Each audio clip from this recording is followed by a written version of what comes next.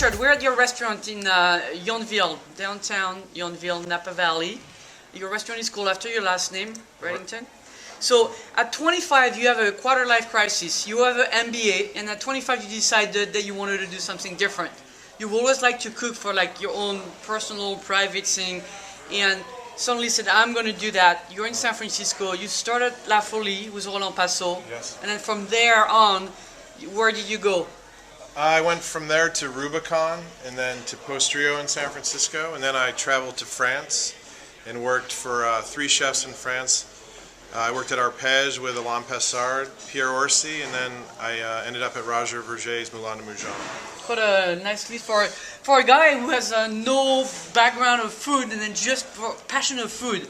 It's like your family, they were not in the restaurant business, your mom did not cook. So after a college trip in France, you wanted to have good food after that, right? That's how you did that new career. I had this romantic idea that working in France was going to be like hanging out and going to coffee shops, and it was nothing like that. It was working 100 hours a week, 6 days a week, but I loved it. I loved the culture, and I just brought that back to the States, and I started working for Danielle Boulud at Danielle in New York, and then I just caught the bug, and I just kept on wanting to work for what I thought were the best chefs in the world. So Danielle Boulud in the US, Wolfgang Puckett's Spago. Yes. Where else? And then Tracy Desjardins at Jardiniere. And then I took my first chef job at Auberge du Soleil, which landed me in Napa Valley, and I love food and wine, so that's how I came to being here at Redd in Yountville. So I just had lunch. You have heavy French technique, but with the fusion California twist. So first thing, the sashimi. Yeah, the sashimi. You know what? I go back to Spago in '97 when Wolfgang was really trying to get me to do more Asian food, and I was going like, no, I want to do all French food. And then, but really, because Yountville, there's so much French food that I really wanted to just try to work some Japanese influences, and so that is just, sticky rice, seaweed, and just really nice fish. Okay, then the tartare. The tartare, which is another Japanese influence with an apple mustard vinaigrette with Asian pear and avocado. Yellowtail tartare. Yes. Yeah, it's not. And crisp, like little crispy jasmine rice. And very nice scallop. Yeah. On a bed of cauliflower puree. Yeah. And the scallops just came in. I mean, we just got those flown in, so I was excited that you wanted to try the scallop with cauliflower, capers, raisins, and almonds. And everyone says like, oh, you ripped that off, because it's sort of I don't know if it's classic, but John George always was doing something like that.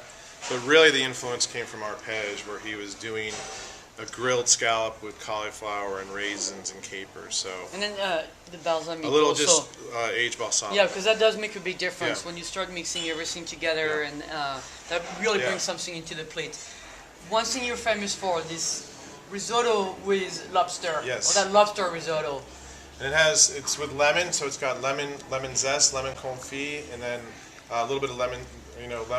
Meyer lemon juice, and I actually had that. Someone made that for me at a dinner party, a friend of mine, and she didn't put lobster in it. And then I just came into work the next day. I'm like, let's try this lemon risotto, and I tweaked it, and it's been on since day one. Yeah, and that lemon gives a very different twist to a regular risotto.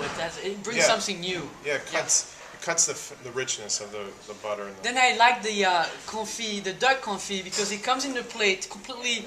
You've reconstructed the confit as in a square. Crispy on the top, and I don't have to fight with the bone. Yeah, exactly, and that goes back to the lyonnaise, the food that I like to.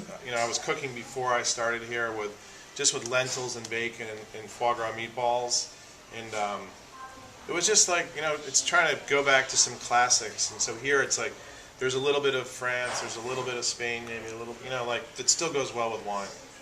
We hope.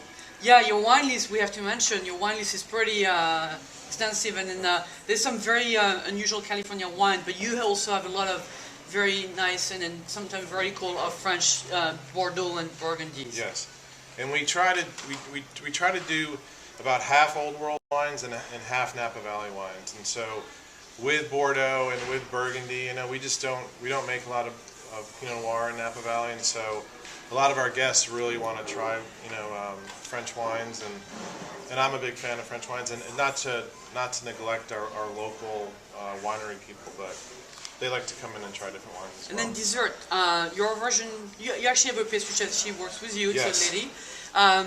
Her version, or your version of s'mores was chocolate panna cotta, Yes. and then small pieces of marshmallow, well burned, I have to say. And the ice cream. Yes. And then you had the butterscotch. Yeah, as well? that thing, I was keeping it for the last, because that was very, very good. That butterscotch, tell us about that butterscotch.